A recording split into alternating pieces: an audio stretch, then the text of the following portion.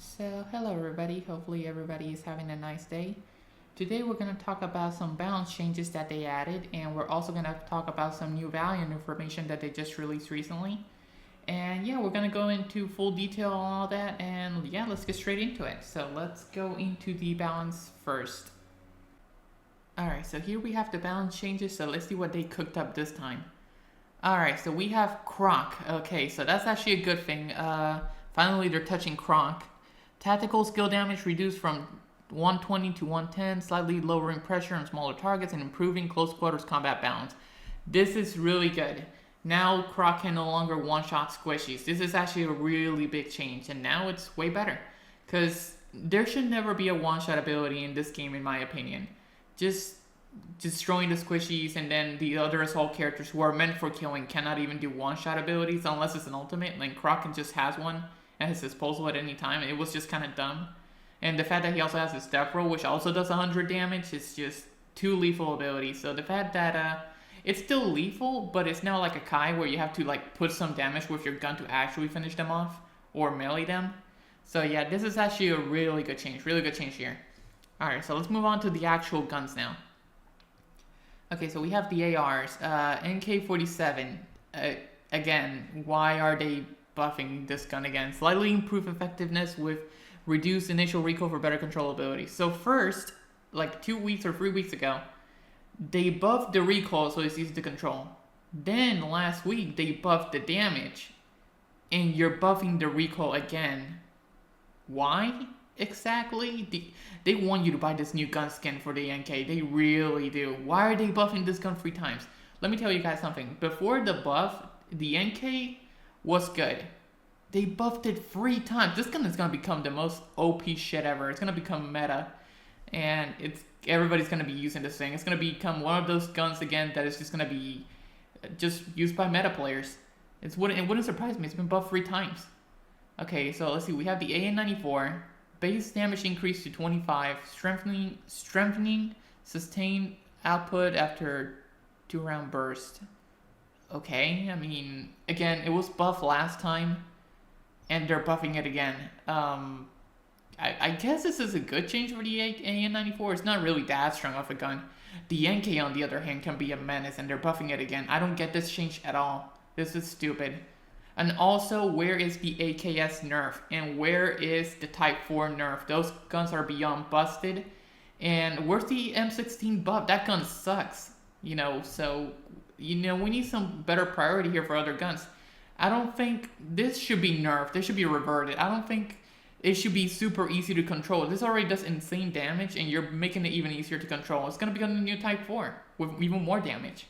So it makes no sense. The AN-94 is fine. You want to add this change, it's good. Just don't buff it again after this. Don't buff it again. But yeah, the M16 needs a buff. The Type 4 and the AKS needs a nerf. Those are the guns that need to be touched. Don't touch. Just revert this change and don't touch it. Okay. The NK-47 is already good enough as it is. Makes no sense why they're buffing it again. Okay. SMGs. Okay. PPSH 45. First damage fall range adjusted to 25 to 40 meters, previously 18 and 80, and 30, with follow-up multiplier raised from 0.6 to 0.7. Follow multiplier improved from 0.5 to 0.6, addressing output limitations caused by restricted attachment options. Okay, why are we buffing this thing? Exactly. I use this gun all the time, by the way, the PPSH. This thing is good. And it was buffed last week. They're buffing it again. Why are they buffing the PPSH again? This thing's good, and are they trying to just make guns busted? Okay, I don't get it. Like, the gun variety for SMGs is pretty good, besides the DMP. I mean, the PPSH is good, the M10's good, and P90, MP5, Bison, they're all good, and they're buffing this thing again.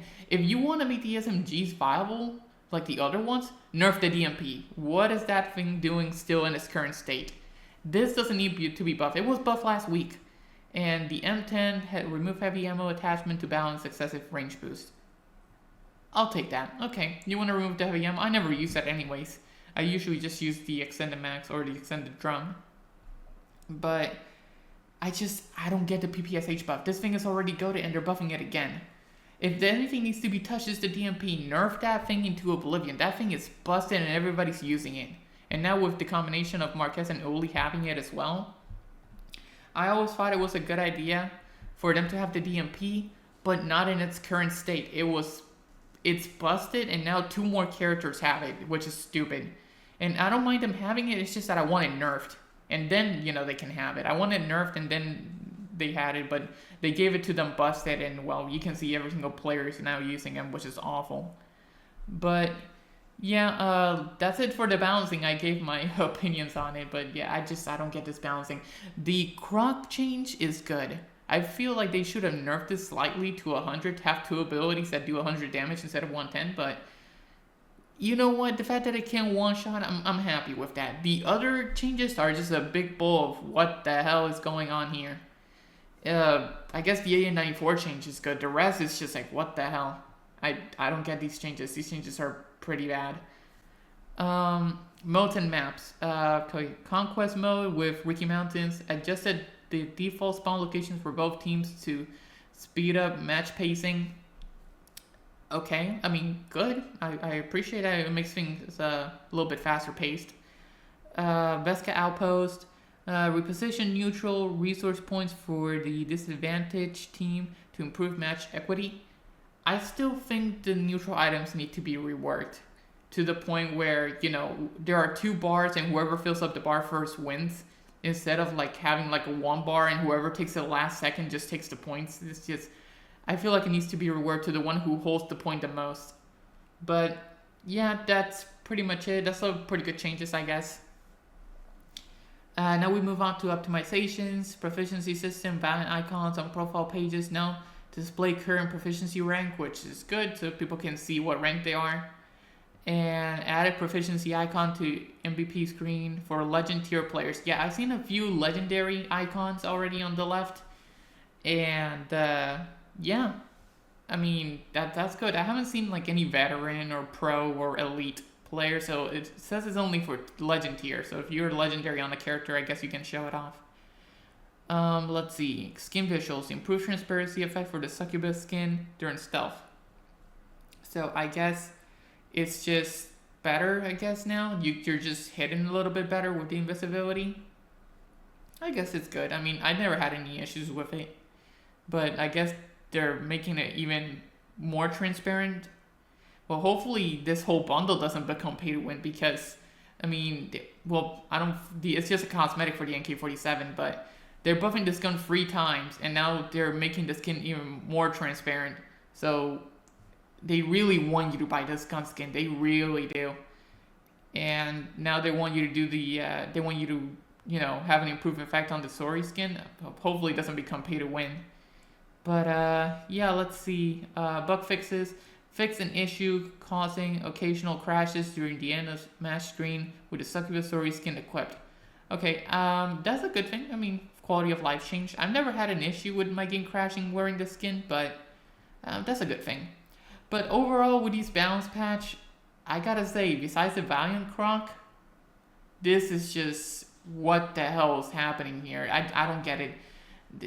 I don't get it. I genuinely don't get it. It's just, these changes make no sense to me. I don't know. I really don't know. But let me know, what do you guys think of these changes if you guys play Wall Assault? Because I think these changes are bad. These are not good. And Norman still needs to be nerfed. Just saying. That nerf that they did to him last time, it did nothing. He's still beyond busted. And, well, hopefully Croc, he can't one-shot anymore, it looks like, but hopefully he's not beyond busted either after this patch. Like, if you want to touch something 3 times, nerf Norman. Nerf Norman, there you go. That's what you should do, nerf him 3 times. And, yeah, that's pretty much it. That's in my opinion. So we're going to move on to the new Valiant information. And, yeah, let's go into that right now.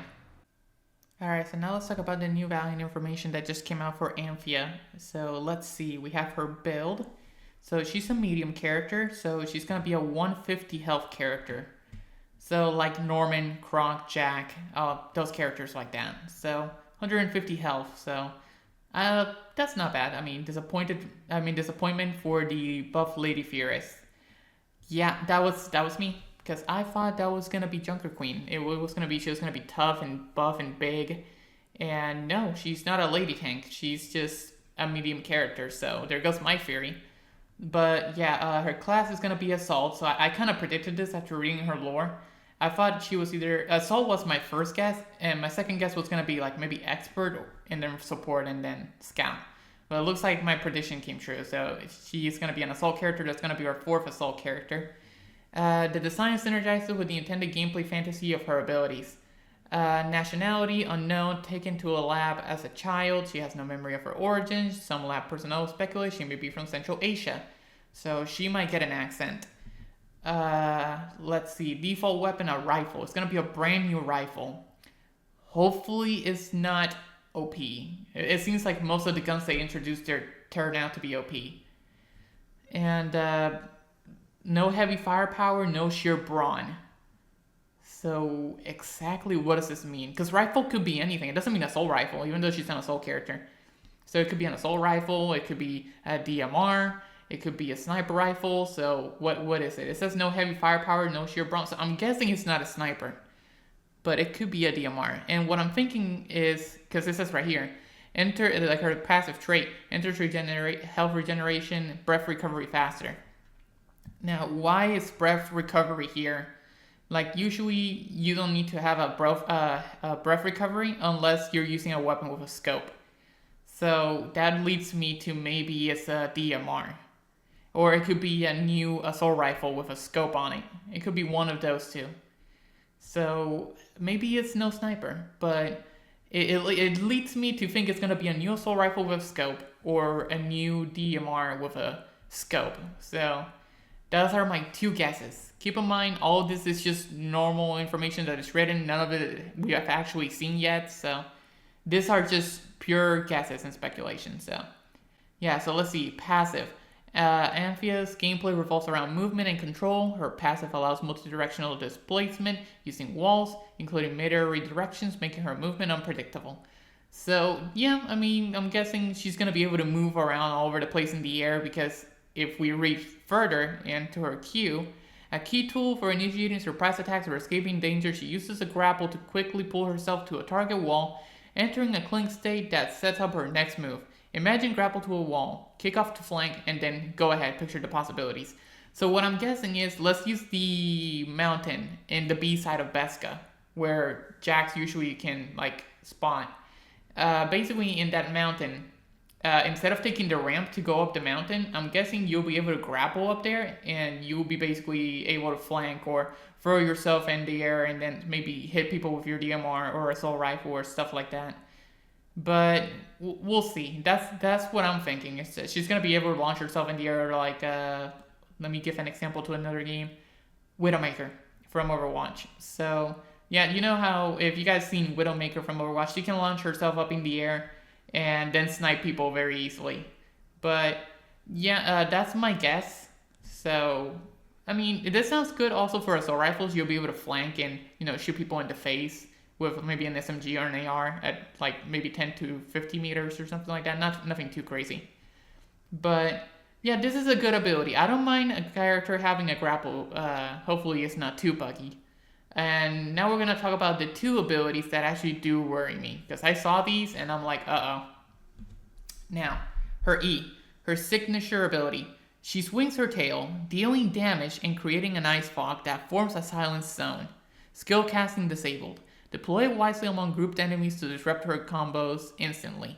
And what worries me here is that this literally sounds like Norman's Roar, but with abilities instead of shooting back. And at least you'll be able to fight back, but I hate abilities that disable other characters. It's unfun. It's basically like pressing a no, you can't play, get killed ability.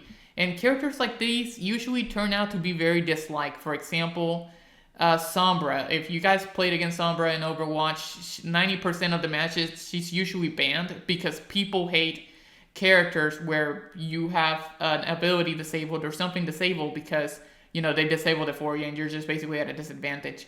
Because that's basically what she does. She'll get behind you invisible, take away all your abilities, and then kill you when you're not looking. So I do hate characters like this. Usually I prefer characters that are more like skill driven, not like characters that take away your abilities and then just like, okay, I'm gonna kill you now because you have nothing to fight me against with. So I usually don't like abilities like this. With Norman, it's the same thing, but it's like shooting back, which is even more dangerous. This one, she creates an ice fox, so she blinds you, it sounds like, and then she takes away your abilities, and she also does damage. This looks extremely worrying to me. Hopefully it's nothing too overpowered, but from Norman's ability, from what we've seen, it's extremely annoying, and this sounds like it's going to be the exact same. Hopefully I'm wrong, but from what I'm reading here, I'm very concerned. Now, ultimate ability. When the battle reaches a climax, her ultimate turns the tide. She summons a blizzard around herself, gaining strong survivability before unleashing a devastating area of effect strike. Even if defeated, the build-up frost energy detonates early, creating a deterrent against foes. This sounds a lot like Valiant's ultimate from Overwatch as well. It's like a lot of this reminds me of stuff from Overwatch because the way they describe it, it literally sounds like something from Overwatch. And this actually is in the game, except you activate it yourself instead of a support actually giving it to you. So how it works, basically, from what I'm reading here, is that she summons a blizzard and she surrounds herself in like a white ball. And basically gaining strong survivability and unleashing a devastating area of effect strike. So she gets a buff here. And the thing is, she can shoot back while doing this. And while doing that, after a while, it eventually will explode that blizzard. And, you know, you can have like basically like a mobile martyrdom on your feet. And then once you learn the timing of this thing, you can basically just rush yourself toward the enemies and blow them up with your blizzard attack. And even if defeated, the build-up frost energy detonates early, creating a deterrent. See, it just sounds like martyrdom. It depends on how big the radius of the blizzard is. I don't know, but from what I'm reading here, it sounds a little worrying because I don't want her to become unkillable like Norman. That's the thing. Gaining strong survivability, this worries me. What does this mean? Is she going to have like 200 health or something? Or is she going to have like 50% damage reduction? Like, what does this mean? I don't know. But these two, the signature ability and the ultimate ability, it sounds extremely worrying, and hopefully is nothing too overpowered. Again, all I'm saying is speculation, but we've seen how some characters are balanced, and this is a bit worrying. Hopefully her numbers are not insane, but yeah, another thing that worries me is that keep in mind, whenever a new character releases, there are gonna be millions of people running around with that character. It happened with Norman, and it happened with Erwin, and it could happen the same thing with Anthea. And the thing is with Walled Assault is that there's no Valiant limit. So imagine 10 of these Antheas running around and wrecking havoc with these two abilities. See, that's what worries me. When we think about her on her own, it doesn't sound too bad. 1, 2, maybe 3 Antheas, fine. Think about it like 7, 8, like 2 whole squads of Antheas running around. That's why we need Valiant limits. This sounds extremely worrying and extremely high numbers. It's like basically any other character. Marquez with her poison is annoying. Too much shielding with Hong Ying and Erwin. Like 5, 6 Sakai's running around is hell. Same thing with Norman, same thing with Croc. It's just, we need Valiant limits. But that's just my opinion. What do you guys think of the character? Hopefully she doesn't sound, she's not OP, but I'm bracing for the worst. This sounds really, really tough, but we'll see. But yeah, let me know what you guys think, and that's pretty much it for the balance changes and the Valiant information changes. Let me know what you guys think, and I'll talk to you guys later with the next video or live stream. Bye bye.